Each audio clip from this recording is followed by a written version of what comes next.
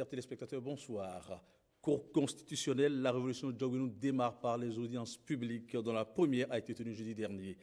Économie de tourisme bientôt démarre les projets attendus dans ce cadre. Invité pour évoquer l'actualité de cette semaine, James William Baguidi, rédacteur en chef de la télé Eden TV. Eden TV. Bonsoir James William Baguidi. Merci Mesme et bonjour à tous les téléspectateurs. Oui.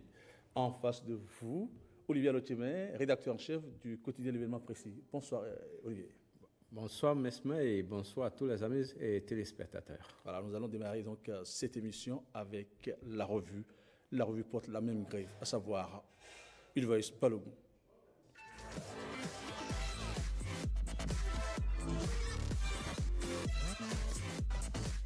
Amis de Club Mediaset, bonjour. Cette semaine, les audiences publiques prévues dans la nouvelle mouture du règlement intérieur de la Cour constitutionnelle ont démarré. La Nation affiche en manchette, première audience publique à la Cour constitutionnelle, 12 importantes décisions rendues. Selon le journal, les 7 sages de la Cour constitutionnelle ont siégé ce jeudi 21 juin pour la première audience publique.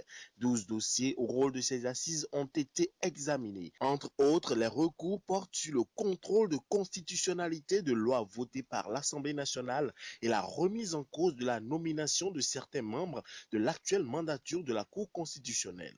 Le Soleil Bénin Info note la tenue effective de la première audience publique à la haute juridiction et titre « La Cour entre transparence, crédibilité et sincérité ». Le Caribou reste dans la même dynamique et note que la célérité et la transparence sont les maîtres mots de la mesure de la tenue des audiences publiques à la Cour constitutionnelle. Et déjà, au nombre des premières décisions de cette 6e mandature de la Cour constitutionnelle, l'événement précis nous apprend que la Cour Djogbenou a cassé 2 décisions de Holo, dont la fin du mandat du COS-LEPI fixé au 30 juin. Dans son argumentaire, précise le journal, Joseph Djogbenou a fait savoir qu'il est impératif de respecter le délai constitutionnel autorisé du COS-LEPI en dépit de toutes les conséquences qui pourraient survenir. C'est pourquoi le président de la Cour constitutionnelle a donc ordonné la fin de l'équipe Yawedeou pour le 30 juin. Info Plus annonce que le COS-LEPI de janvier Yawedeou finit impérativement le 30 juin prochain. Le matin constate alors que la Cour a dit le droit et à fraternité de conclure, la Cour met fin au mandat du COS-LEPI et ajoute que les 7 sages déclarent conformes à la Constitution les lois sur le Code de procédure pénale et le bail. Les journaux se sont intéressés également au taux d'exécution du PIP 2017. Programme d'investissement public 2017, le gouvernement satisfait du taux d'exécution affiche le matinal qui fait le point du Conseil des ministres de ce mercredi 20 juin qui a adopté le rapport d'exécution du programme d'investissement public PIP gestion 2017. L'économiste plus en détail révèle rapport 2017 du programme d'investissement public, 149 projets des 291 exécutés à plus de 50%. En effet, précise le journal, au 30 décembre 2017, sur les 291 projets et programmes contenus dans le portefeuille d'investissement public, 43 ont connu un taux d'exécution physique inférieur à 25%. Le nombre des projets affichant des taux d'exécution compris entre 25% et 50% est de 77, tandis que 149 autres projets concernent des niveaux d'exécution variant entre 50% et 100%. Exécution du PIP gestion 2017, plus de 50% de projets conduits à terme, constate le Progrès. L'Indépendant, quant à lui, trouve que les résultats du gouvernement sont globalement satisfaisants. Avis que partage également la presse du jour en manchette, rapport annuel PIP gestion 2017, des résultats globalement satisfaisants. Le journal de service public La Nation estime que la bonne exécution des projets préoccupe et poursuit en faisant savoir que les performances auraient pu être meilleures si des difficultés administratives ne persistaient. C'est pourquoi il rappelle les recommandations faites en vue d'améliorer le taux d'exécution des projets. La principale recommandation selon le journal est que les ministres doivent prendre des dispositions aux fins de corriger les insuffisances persistantes, source potentielle de contre-performance dans l'exécution des projets inscrits chaque année au programme d'investissement public PIP. Le gouvernement a annoncé cette semaine la construction de nouvelles infrastructures touristiques.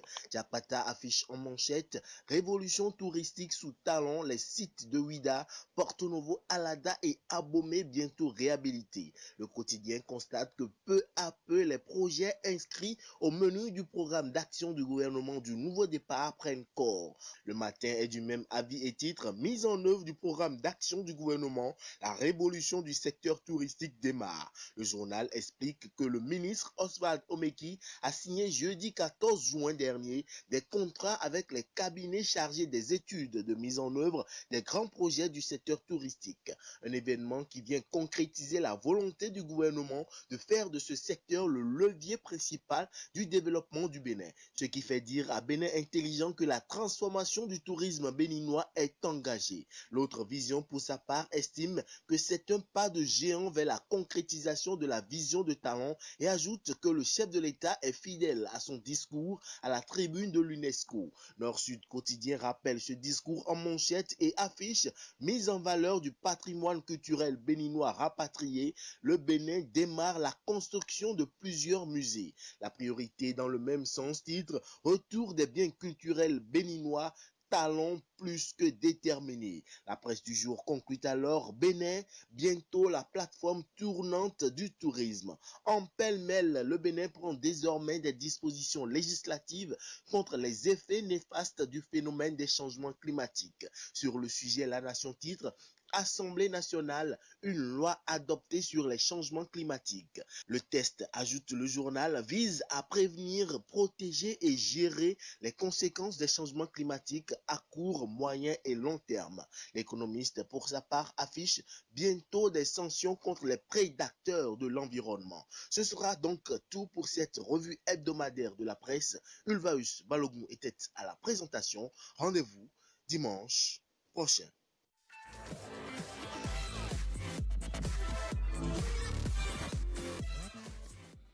Merci à vous, Ulvaeus Balogun. James William Bagidi, maître Djogbenou, rend désormais public les audiences publiques. Rend public les audiences de la Cour. De la Cour constitutionnelle. Oui, alors, pourquoi rendre public les audiences de la Cour? Est-ce parce que l'institution aurait perdu de sa crédibilité ou parce qu'il fait preuve de proactivité? Alors, pour ma part, j'estime que ce que maître Djogbenou, que le professeur Djogbenou a décidé, en donnant désormais ce cachet spécial aux audiences de la Cour constitutionnelle, c'est une nouveauté qui vient à point nommé. Mais ce n'est pas parce que la Cour constitutionnelle aurait perdu de sa crédibilité, non. À mon sens, la Cour reste et était toujours crédible dans son action, même s'il y a eu des décisions qui semblaient pour certaines assez difficiles à comprendre. La Cour a toujours essayé de dire le droit du mieux qu'elle pouvait. Mais ce qui est donc nouveau et que M. Djogbenou a instauré, c'est donc le fait que ces audiences soient publiques. Et cela dénote un peu de ce que il a envie de donner plus de transparence à l'action de la Cour. En réalité, le fait même que les audiences soient publiques ne veut pas dire que tout ce que les sages, entre eux, auront à discuter pour aboutir à une décision serait public. Mais il y a une partie de la procédure qui devient publique qui permet donc aux citoyens de savoir comment fonctionne cette Cour constitutionnelle. Parce qu'il y avait effectivement une forme d'opacité sur les décisions de la Cour, et cette opacité ne permettait pas aux citoyens de comprendre très clairement ce qui se tramait, ce qui se décidait, de quelle manière les sages pouvaient décider de rendre une décision plutôt qu'une autre qui était attendue de la part de ceux qui ont déposé un recours. Et donc c'est une nouveauté qui donne un peu plus de crédibilité à la Cour, qui restaure, si elle l'a perdu, tout son honneur, mais ce n'est pas pour autant que toutes les décisions de la Cour seront appréciées de tous, parce que ce n'est pas parce que les audiences sont publiques que tout ce qui aura été décidé sera du goût de ceux qui ont déposé des recours. On va y venir. Olivier Rochemin, la Cour décide donc de rendre publiques ces audiences. Est-ce parce qu'on a envie de redorer le blason de cette Cour, ou parce qu'il Maître Diogbenou voudrait devancer donc ceux-là qui voient en lui un proche du président de la République? Ben, moi, je pense beaucoup plus pour cette deuxième alternative, à savoir que la nouvelle Cour veut un peu se démarquer de l'ancienne.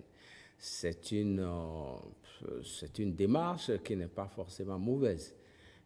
Rendre transparente une procédure, rendre transparente une institution qui a un tel poids sur notre processus démocratique, moi, j'estime que c'est rendre hommage à tous ces efforts qui sont faits de part et d'autre pour que le processus démocratique ne soit pas un processus de l'ombre ou bien du couvent.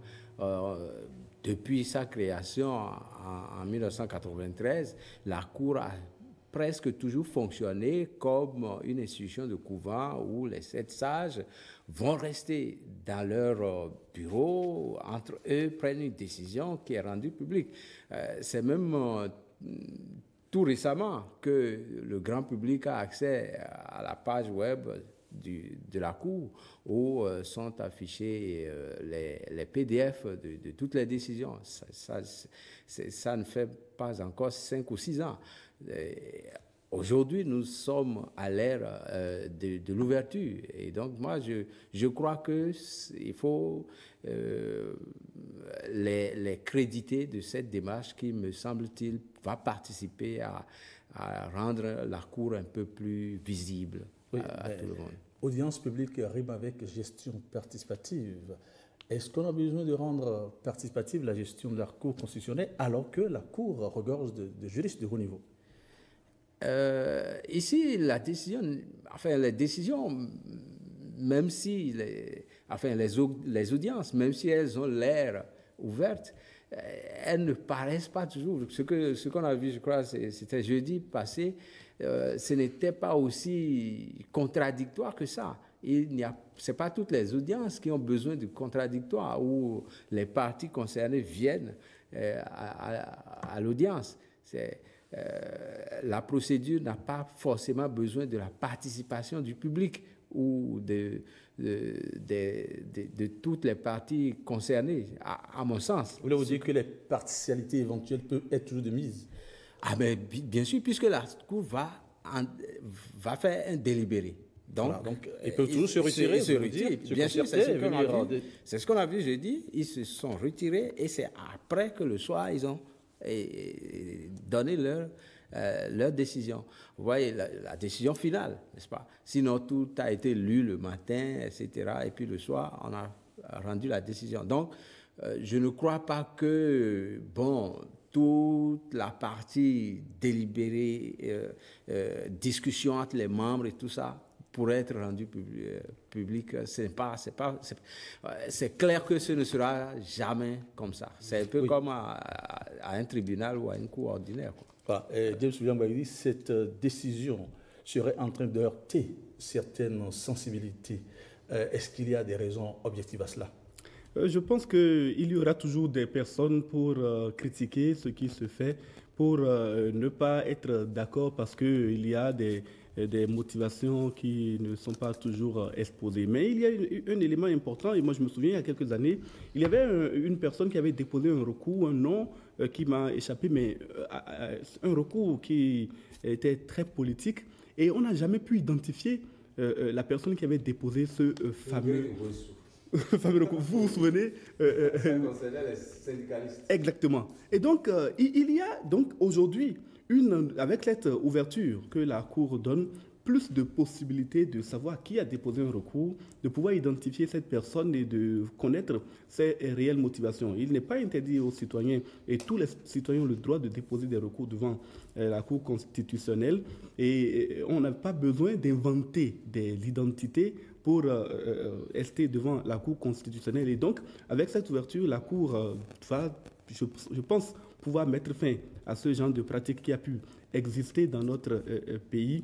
Maintenant, s'il y a des gens qui estiment que ce n'est pas une bonne chose parce que pour eux, la Cour constitutionnelle, c'est le plus grand couvent de la démocratie béninoise, c'est là que se prennent les décisions les plus sensibles sur l'évolution de notre État et que donc ces genres de décisions ne peuvent pas être prises de la façon dont le propose Maître Diogbenou. Je pense qu'il aura suffi d'observer ce qui s'est passé donc jeudi dernier pour se rendre à l'évidence qu'effectivement, il ne s'agit pas que de ce que toute la procédure serait désormais publique. Il y a une partie de la procédure qui est publique, mais il y a une autre partie qui n'a pas besoin et qui ne pourra, comme l'a dit Olivier, jamais être livrée à la face du public parce qu'à des moments donnés, les sages pourront ne pas être d'accord, délibérer entre eux et décider de ce qui doit être livré au public. C'est ça qui a été fait jeudi dernier. James William Gouaï dit le droit est une discipline qui s'étudie. Ça s'apprend dans les universités. Lorsque la décision, en fait, l'audience devient publique, ne voyez-vous pas que les décisions peuvent être influencées par la présence du public? Non, à mon sens, non. Vous savez, à un moment donné, quand les partis ont fini de présenter leur argumentaire, les sages se retirent.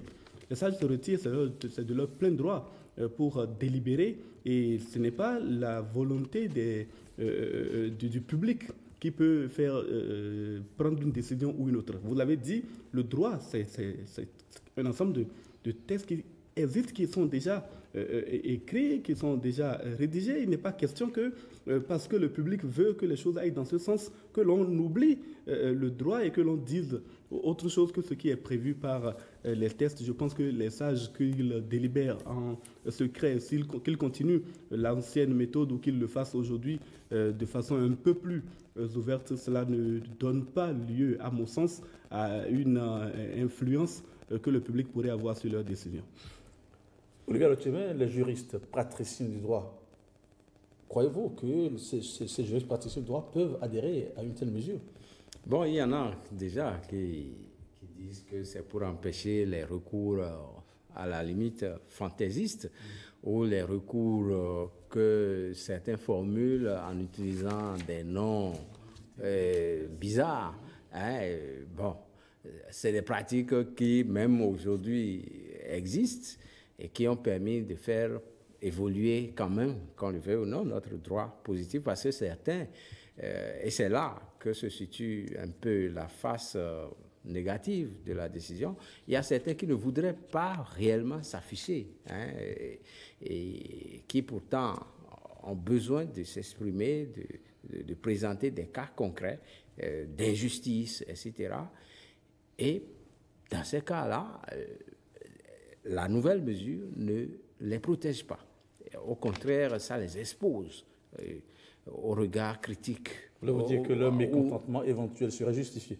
Ah oui, ça, moi je crois que sur par exemple des violations flagrantes des droits des prisonniers dans telle prison civile, etc., un prisonnier ne peut pas directement aller devant la cour, mais quelqu'un peut prendre sa plume et écrire à la cour en utilisant une identité usurpée, par exemple, un faux nom, et la cour va se prononcer là-dessus, sans que l'autre, en cours des représailles de la part des juges ou, je ne sais pas, des régisseurs de prison, etc. Ce sont des choses que nous avons connues dans ce pays et l'ancienne méthode protégeait quand même tous ceux qui avaient des recours aussi sensibles. Et ça, on oublie souvent de dire que ça a permis quand même de faire évoluer notre démocratie. Ça, c'est le côté, disons, négatif. Sinon, si c'est vraiment pour participer à la vie démocratique et nous faire des pas en avant, je crois que sur le plan de la transparence, bon, et même au tribunal, tout est transparent. En principe, on vient exposer la partie adverse, attaque, etc., etc. Et malgré ça, on a des décisions que certains contestent. Parce que tout le monde ne peut jamais être d'accord sur une décision de justice. Vous voyez, donc, et là encore, il faut se rendre compte qu'il y a des procès qui ne sont pas publics. Je suis sûr que la Cour en arrivera à des moments où elle va dire, bon, cette affaire ne sera pas publique. Par exemple, les procès de mineurs, ou bien de viol, ou bien de harcèlement sexuel, etc. Généralement, c'est des procès qui se déroulent à huis clos. Donc, en des moments donnés, je crois que la Cour saura apprécier pour voir est-ce qu'il faut exposer tel ou tel plaignant au risque de voir se dégrader la situation que la personne dénonçait. Voyons donc un peu le contenu donc, de cette audience publique la dernière fois. Un recours a été examiné, lequel recours demandait donc à l'actuelle mandature du COS-LEPI de mettre un terme à sa mission. Le 30 juin prochain, le recours a été purement et simplement rejeté. Et quel est votre avis là-dessus? En réalité, il a été décidé par la Cour constitutionnelle donc, que l'actuelle mandature qui n'a été installée que le 18 mai dernier achève déjà sa mission le 30 juin prochain, ce qui est en phase avec les exigences légales.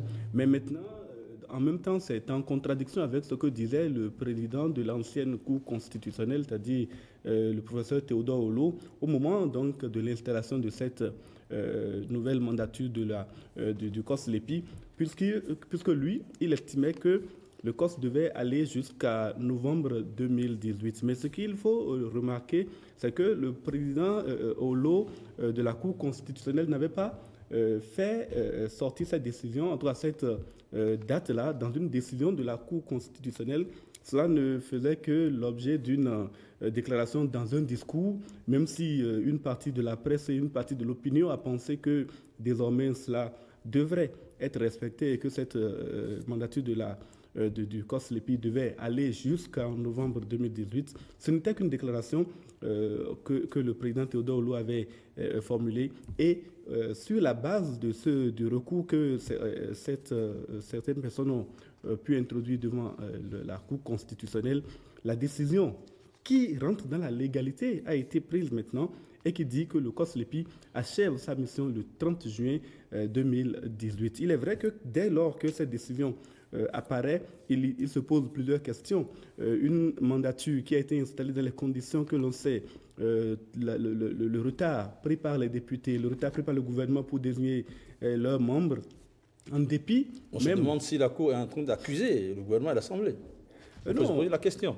Non, moi, je ne me pose pas encore cette question-là déjà, mais on constate quand même que quand un COS-LEPI peut être installé seulement en mai 2018 et qu'on lui demande d'achever sa mission le 30 juin, c'est-à-dire qu'on n'a pas donné l'opportunité à cette institution de faire le travail qui lui a été confié, et je ne sais pas pourquoi donc cette institution aura été installée finalement.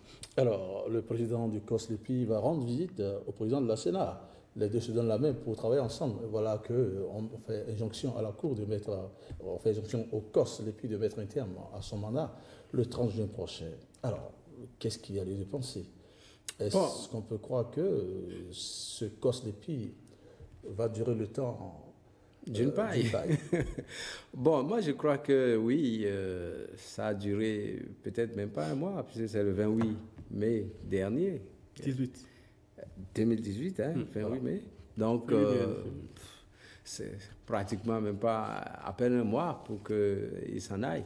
Mais probablement, si moi j'étais à la place de l'Assemblée nationale et du gouvernement, je veux dire, ce COS-LEPI, eh bien, il continue. C'est-à-dire, évidemment, ils déposent leur tablier conformément à la loi. C'est la loi elle-même qui impose le délai de 6 mois. Et c'est en vertu de ça déjà que dès que Olo avait prononcé son discours, il y a eu des citoyens qui ont formulé des recours contre son discours. Des recours en vertu desquels la Cour Olo a donc dit à l'époque que oui, il bénéficie de 6 mois. Mais ça, c'est la durée. Mais en oubliant que le code électoral lui-même avait déjà stipulé clairement que la mandature s'arrête le 30 et une autre mandature commence impérativement le 1er juillet. C'est la loi, c'est notre code électoral qui avait dit ça.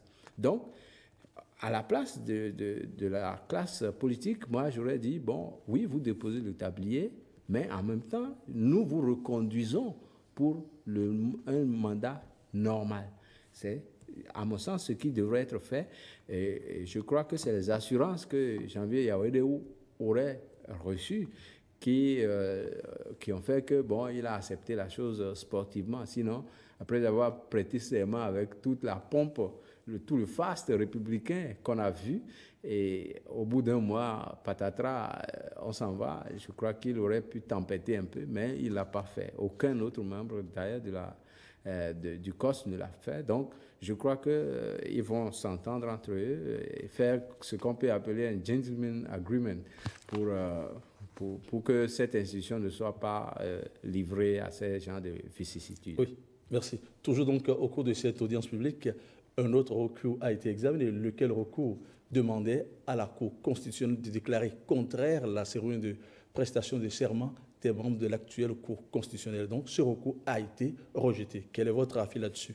Oui, déjà, il faut rappeler que c'est en vertu de ce que la mandature, en tout cas les membres de cette nouvelle Cour constitutionnelle devaient, selon ce recours-là, prêter serment non seulement devant le président de la République, mais également devant le bureau de l'Assemblée nationale. Et dans ce recours, il est estimé que l'Assemblée nationale, en tout cas les membres du bureau de l'Assemblée nationale, étaient présents en tant que spectateurs et non pas en tant que participants réels à cette cérémonie de prestation de serment. Et donc, la Cour a rejeté cela parce que, à mon sens, en tout cas, c'est ce qui transparaît de la décision, les membres du bureau de l'Assemblée nationale étaient bel et bien présents, et puis ce recours semblait peut-être un peu excessif. Dans le même temps, d'autres recours de la même nature stigmatisaient certains membres de l'institution comme n'ayant pas l'intégrité morale, l'intégrité l'impartialité dont il est question de faire preuve pour exercer les fonctions de membre de la Cour constitutionnelle. Et pour ces raisons-là, en tout cas, il était demandé... Est-ce que logiquement, on pouvait s'attendre à ce que cette Cour déclare contraire à la Constitution son propre acte? Bon, c'est humain de penser que la Cour de Maître Diogbenou n'aurait pas pu déclarer Maître Diogbenou, par exemple, inapte à siéger au sein de cette Cour constitutionnelle. C'est humain de penser que la Cour n'aurait pas pu déclarer sa propre cérémonie de prestation de serment invalide. Et donc, ça n'a pas empêché ceux qui ont formulé ces recours de les formuler parce que, justement, c'est la preuve que ces personnes-là croient que le droit peut être dit, croient que, en l'espèce, même si c'est M. Diogbenou qui siège, même si c'est les membres de cette cour, ceux-là dont le recours voudrait l'invalidation donc, de la prestation de serment, qui vont prendre la décision, ceux qui ont droit de déposer ces recours, ont confiance en Maître Diogbenou. En tout cas, c'est ce qui, moi, m'apparaît comme le plus important dans cette décision et dans cette démarche. Et la décision vient quand même un peu donner raison à ceux qui se disent que tôt ou tard, cette Cour finira par prendre des décisions qui peut-être ne sont pas du goût de tout le monde, et c'est inévitable. Aucune Cour n'a jamais pris rien que des décisions qui sont du goût de tout le monde. Et Olivier l'a dit, quand une décision de justice est prise, que ce soit au pénal, au civil ou quoi que ce soit, il y a toujours des gens qui se disent lésés et qui contestent et qui contesteront toujours. Alors, Olivier Arotiémin, votre avis donc, sur cette décision qui rejette, donc, sur la décision qui rejette ce recours? Bon, il ne faut pas se leurrer, hein, la Cour ne va pas s'autodétruire. C'est évident que ce recours, son destin était ficelé d'avance. Mais moi, je pense que c'est un recours pour l'histoire, pour le futur, n'est-ce pas? Donc, prochainement, ce serait devant le président de la République avec le bureau de l'Assemblée nationale et non pas le bureau assistant comme spectateur, n'est-ce pas?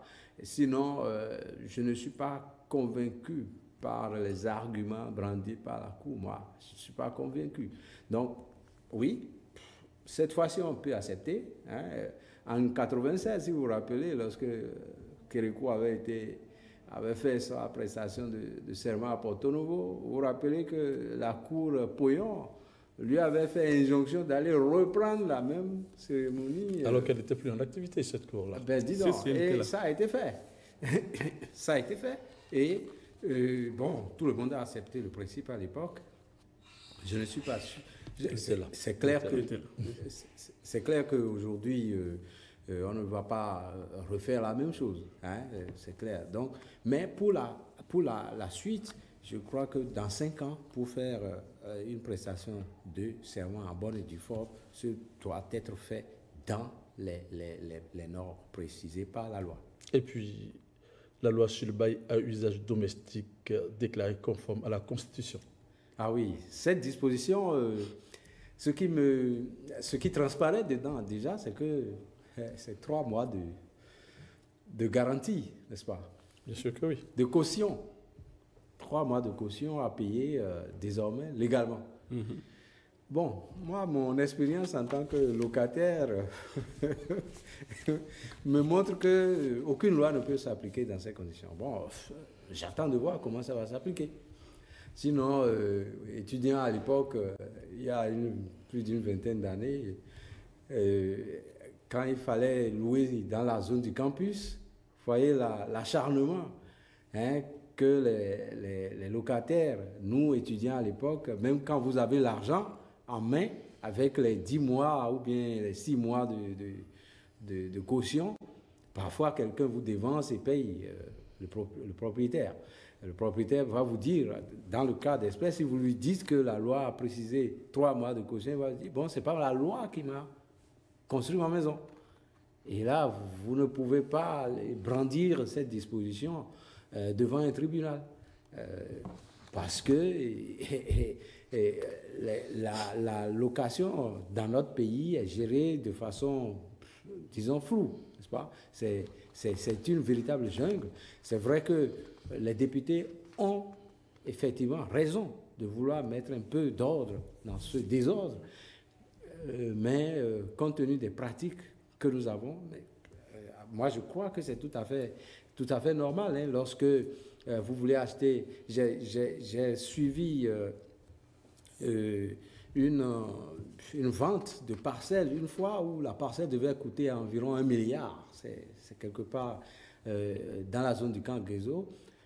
Et le propriétaire était venu pour liquider les affaires rapidement et partir. Mais ça n'a pas été négocié comme ça. Ça ne peut jamais se négocier de façon transparente. Quelqu'un est passé derrière, a dû soudoyer des gens, a promis ci, a promis ça, et a payé moins d'1 milliard, alors que celui qui était venu avec 1 milliard avait son argent en main.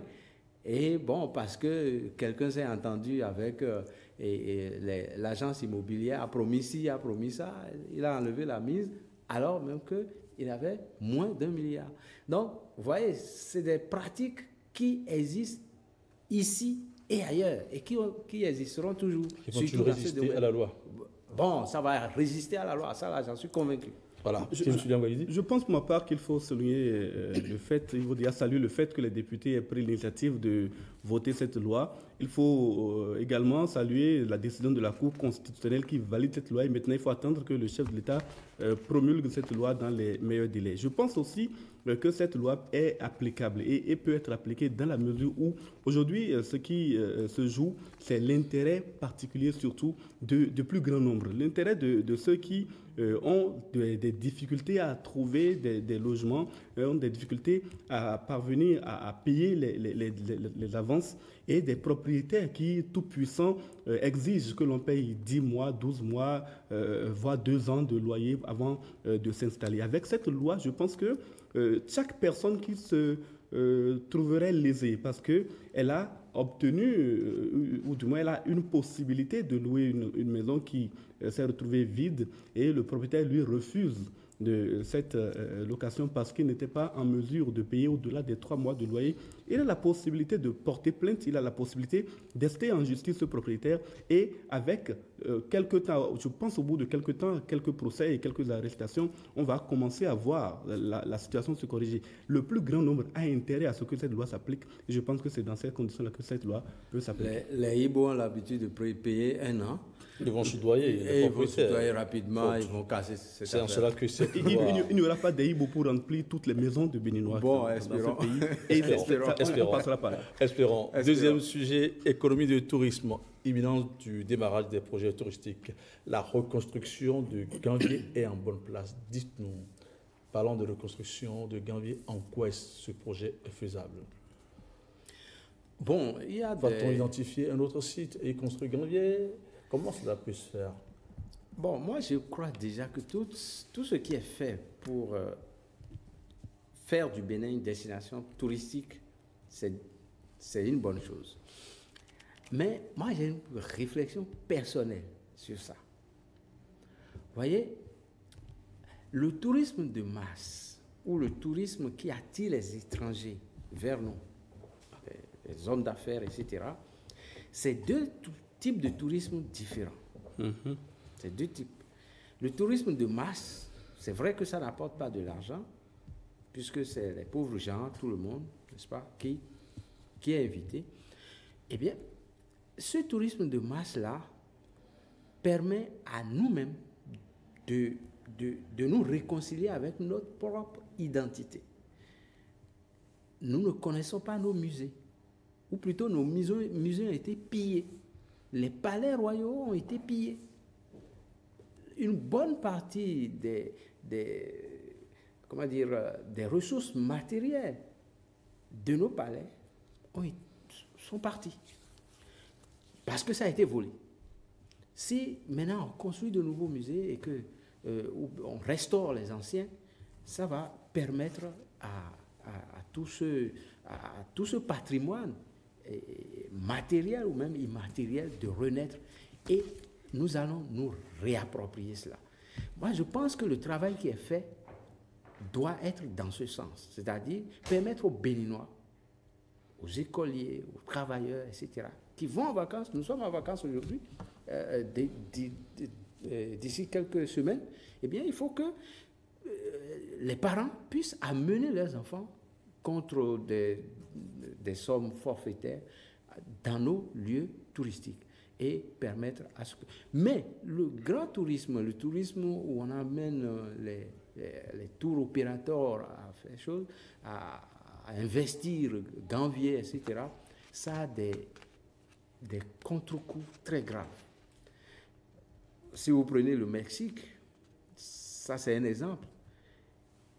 Le Mexique, aujourd'hui, est évité par une bonne partie des touristes parce que les touristes qui sont partis ont exporté là-bas de mauvaises habitudes. Au Mexique, il y a le lac Texacoco qui est à l'image de Ganvié, qui est vraiment visité par les touristes. Ah oui.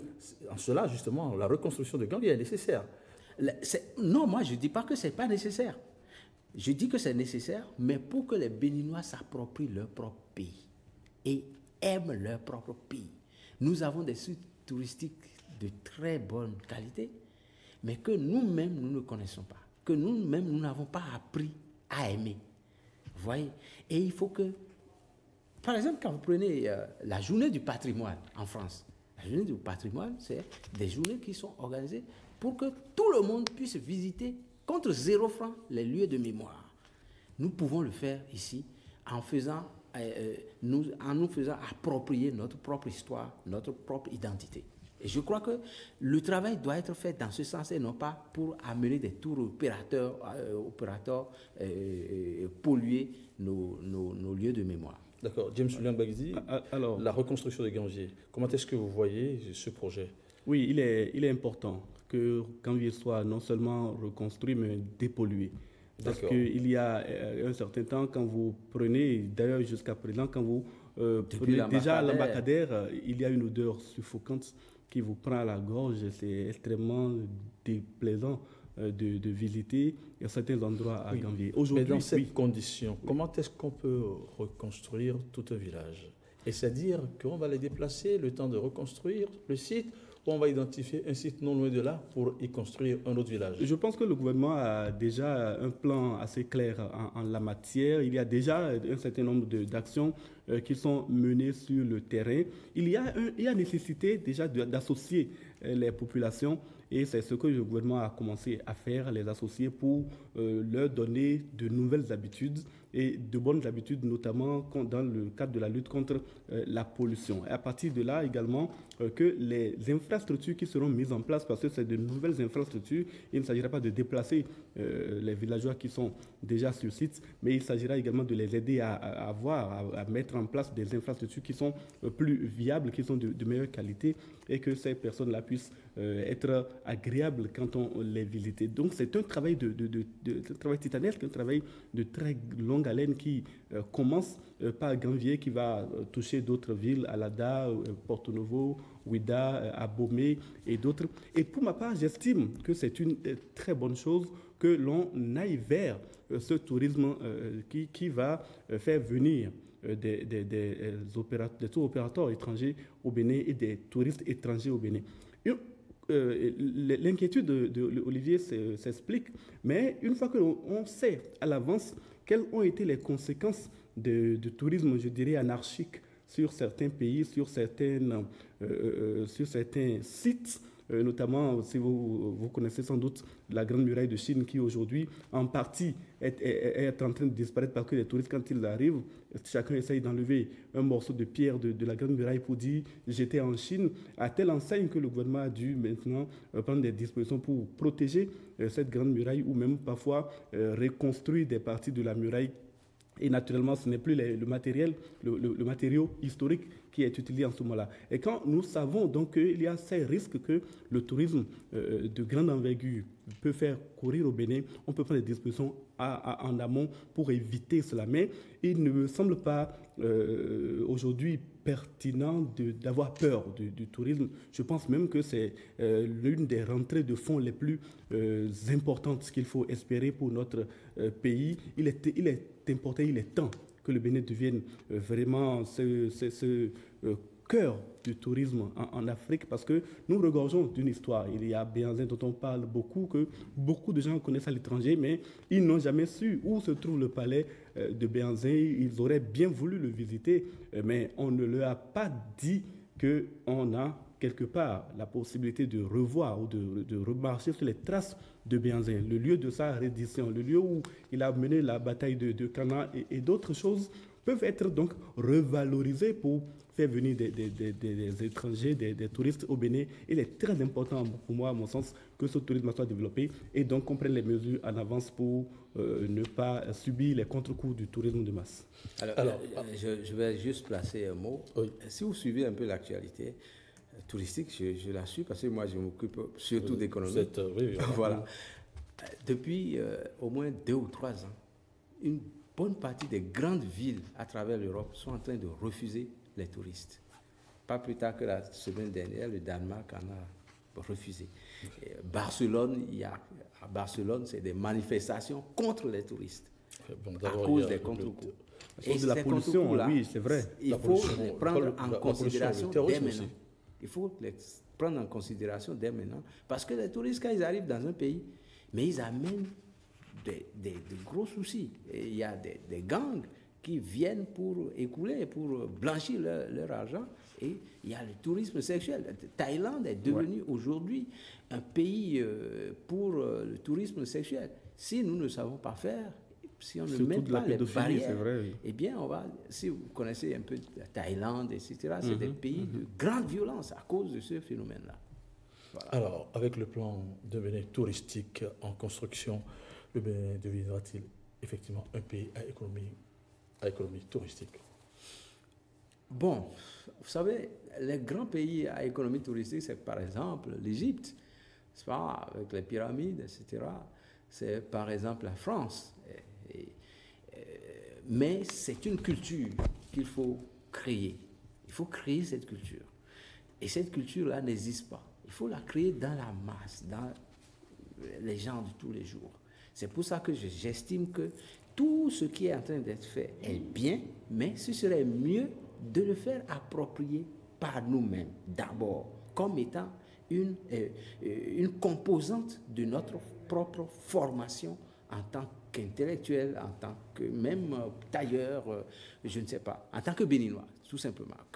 Que quelqu'un qui est à Abomey sache qu'à Parakou ou bien à Niki, il peut visiter quelque part sans problème, n'est-ce pas? Donc, en instaurant cette culture, ça va irriguer notre champ social et être un patrimoine que nous pourrions facilement exporter. Voulez-vous placer un mot?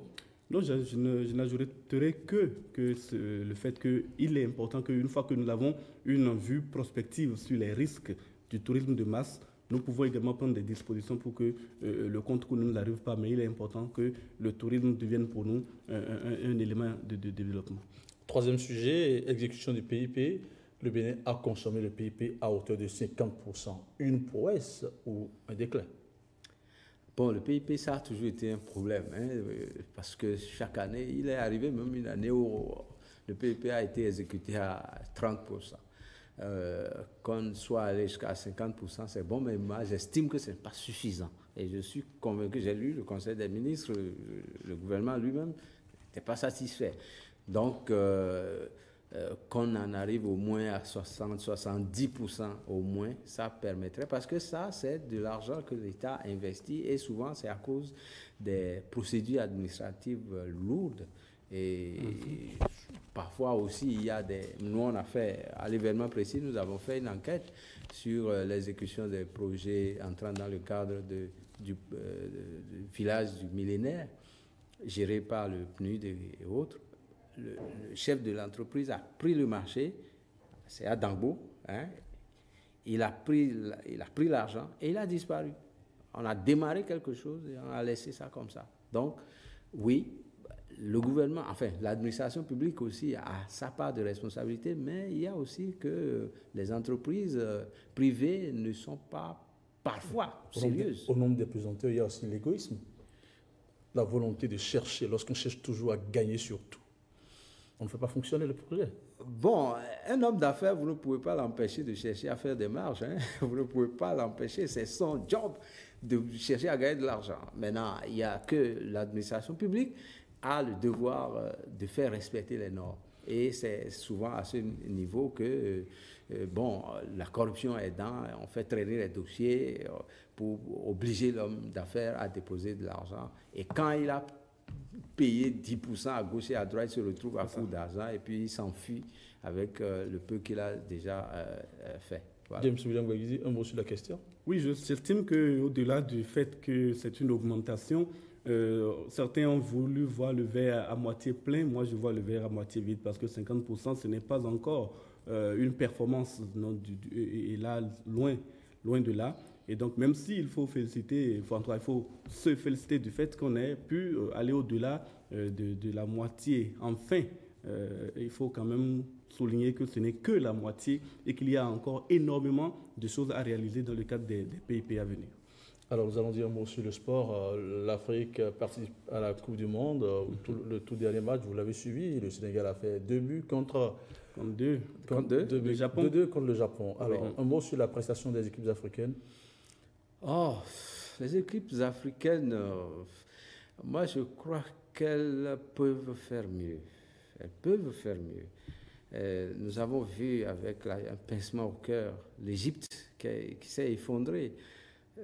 Pour la Tunisie et le Maroc, peut-être qu'on pourrait être... Mais on garde espoir que le Nigeria, avec le Sénégal, pourrait...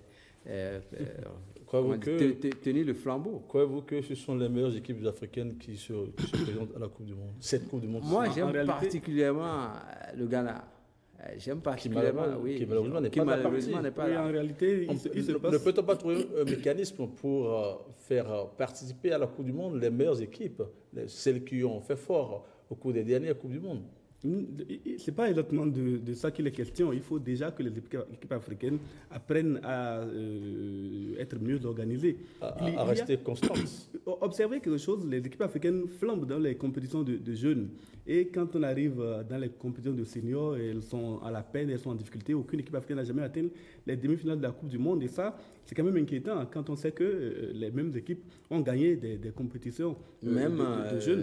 Les Olympiades, enfin les Jeux Olympiques. Les Jeux Olympiques, on a gagné la Coupe du Monde de moins de 20 ans, de moins de 18 ans, etc. C'est des signes qui sont quand même un peu inquiétants. Et cela, non seulement est la conséquence de la tricherie sur l'âge, qui aujourd'hui se réduit certes, mais qui n'a pas encore totalement disparu, mais c'est aussi la conséquence de ce que quand les jeunes commencent à prendre de l'âge, ils sont de moins en moins disciplinés et cela se joue sur cela se ressent sur leurs compétences. Et une dernière chose, pour cette Coupe du Monde, je pense qu'il faut noter que le public africain a appris désormais à ne pas jubiler quand les équipes africaines sont les premières à marquer les buts. On l'a vu encore aujourd'hui quand le Sénégal menait au score face au Japon, et elles se sont fait rattraper presque toutes à l'occasion des matchs qui ont été joués. Et donc, on attend que le coup de sifflet final soit donné avant de pouvoir se réjouir. Et ça, c'est quand même un élément qui est inquiétant pour l'Afrique. Un mot sur la cause confraternelle. Nos collègues du quotidien La Nouvelle Tribune ne fonctionnent toujours pas. Le journal ne fonctionne pas. Ça fait déjà un mois que La Nouvelle Tribune ne paraît pas. Du fait de la décision d'une seule personne. Une seule personne qui est restée dans son bureau pour dire, voilà... Avez-vous la certitude que ce n'est pas l'instance de régulation elle-même? Non. À cette étape de la procédure, c'est le président de la HAC seul qui prend sa décision. Vous arrêtez. Et donc, toute une entreprise qui a des employés qui doivent percevoir les salaires, etc., arrête de travailler à cause d'une seule personne. Alors, et en dehors même de toute décision de justice. Un mot à l'endroit du président, parce que le temps qui nous est imparti tire à son terme. Un mot juste à l'endroit du président. Moi, je voudrais simplement demander à la HAC de mettre fin à ce type de couperet. Hein? Cette épée de Damoclès sur la presse, je crois qu'il faut l'arrêter. J'ajouterais qu'il est temps que la HAC se réunissent sur ce sujet et permettent à la Nouvelle Tribune de reprendre ses fonctions. Et l'autre chose, c'est qu'on a voté une loi sur la loi organique. La HAC, elle est mauvaise, elle a démontré ses limites et il serait temps que cette loi-là soit révisée. James William Baguidi, rédacteur en chef de Eden TV, merci d'être venu sur ce plateau. C'est moi qui vous remercie. Vous étiez donc avec Olivier Lotiemin, rédacteur en chef du quotidien L'événement précis. Merci à vous. Merci d'être venu sur ce plateau. Oui. Chers téléspectateurs, donc c'est la fin de cette émission que nous vous remercions d'avoir suivi. Rendez-vous dimanche prochain. Entre-temps, vous pouvez en suivre la rediffusion tout à l'heure même après le tout dernier journal. Portez-vous bien. Bye bye.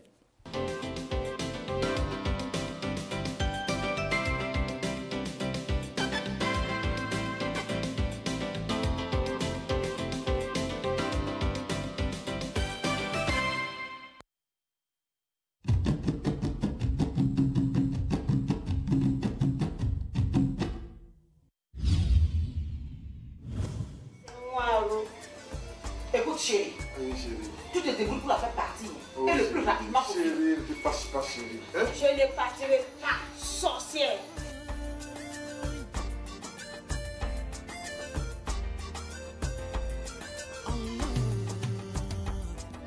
Mais vous là, vous ne dormez pas à la maison. Chaque matin, du bonheur, très tôt, vous venez chez le patron. C'est quoi? Vous ne dormez pas chez vous? Ton problème est où dans tout ça? Penses-tu qu'aujourd'hui, les hommes encore sont disposés à se marier? Oui, papa. Bon arrivé, patron. Comment? Tu as payé la facture? Je suis une petite image qui brûle les yeux. Imbécile!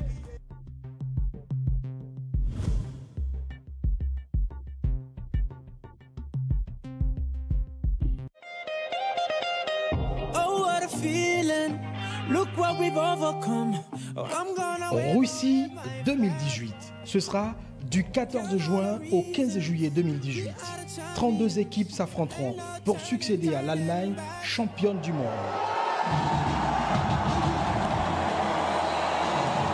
Cette 21e édition de la Coupe du monde de football masculin, c'est en tout 32 équipes, 64 matchs et 5 Africains porte-étendards.